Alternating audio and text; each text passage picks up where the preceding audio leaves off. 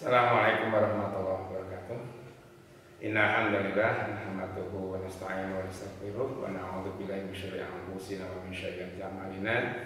May yahdihillahu fala mudilla lahu wa may yudlil fala hadiya lahu.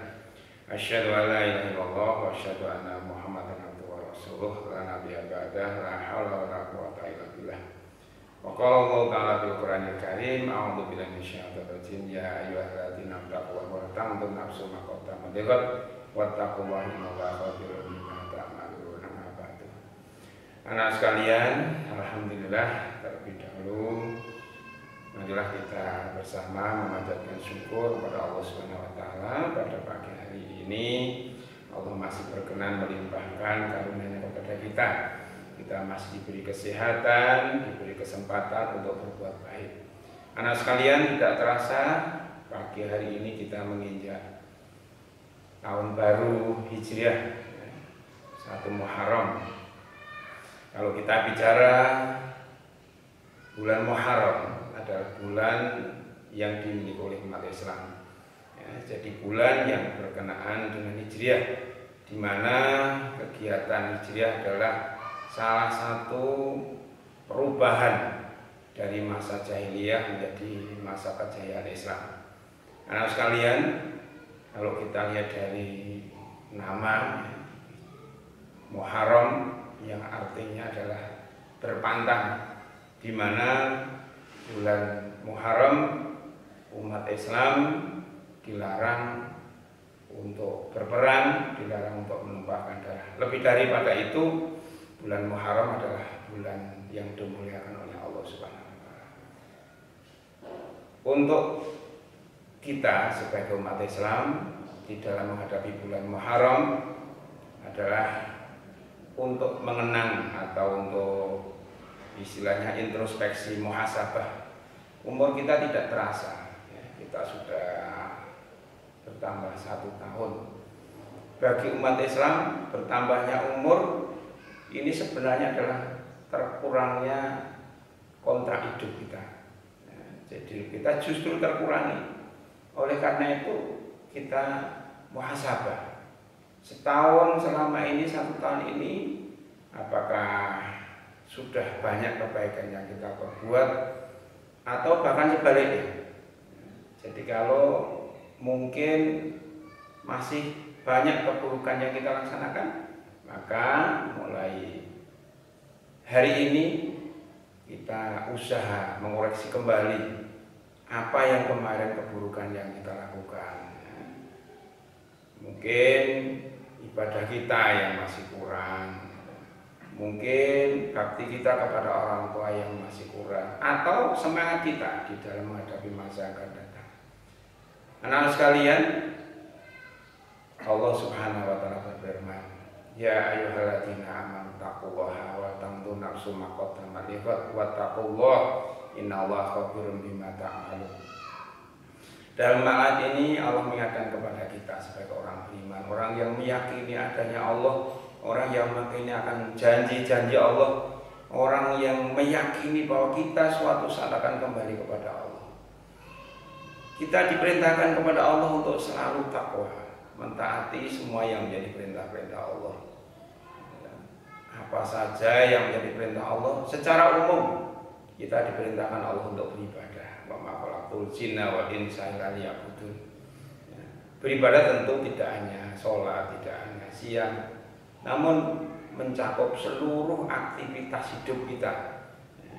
Asalkan aktivitas hidup kita niati untuk mencari ridha Allah, termasuk kita belajar, menuntut ilmu, menyongsong masa depan agar masa depan kita lebih baik, apalagi cita-cita nanti menjadi orang yang soleh dan solehah.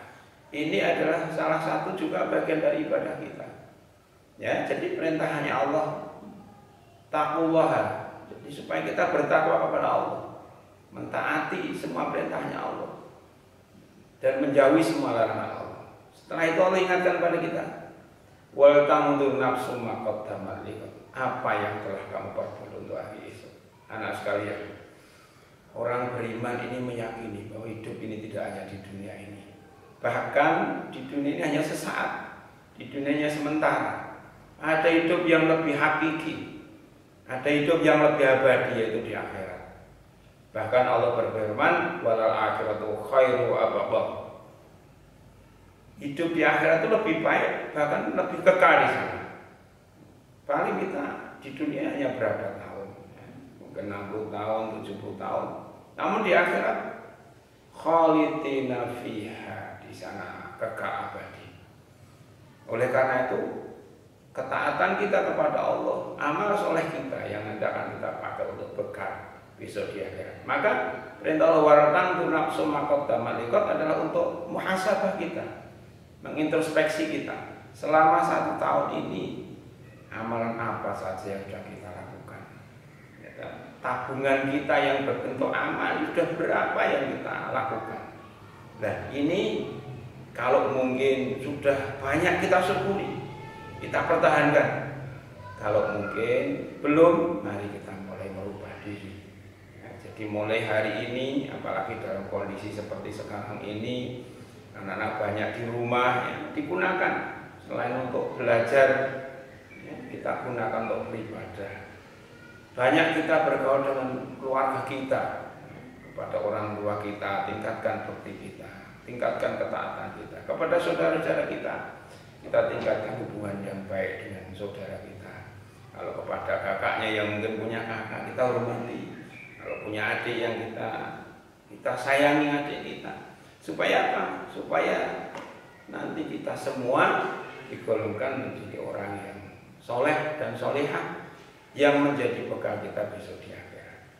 Oleh karena itu anak sekalian, marilah kita ambil hikmah bulan Muharram ini yang kita mulai hari ini adalah untuk meningkatkan kualitas kita, ya, di samping kita muhasabah, kita berjuang untuk meningkatkan kualitas hati kita, kualitas pikiran kita, kualitas amalan kita. Dengan demikian nanti kita ke depan akan lebih baik. Akhirnya Nabi mengingatkan pada kita, kalau hari ini masih sama dengan hari kemarin, itu kita termasuk rugi.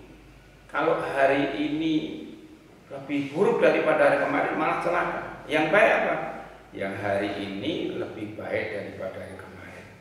Otomatis besok harus lebih baik daripada hari ini. Nah, ini adalah menjadi fase hidup kita. Hidup ini berjuang. Akhirnya nanti selesainya ketika kita sudah menghadap Allah Subhanahu wa taala, kita tinggal menikmati amalan kita. Selamat di dalam menghadapi tahun ajaran, selamat dalam menghadapi tahun baru Hijriah ini. Kita saling berdoa, mudah-mudahan kita selalu mendapat hidayah dari Allah Subhanahu wa taala. Saya kira dari Pak Guru cukup sekian. Assalamualaikum warahmatullahi wabarakatuh.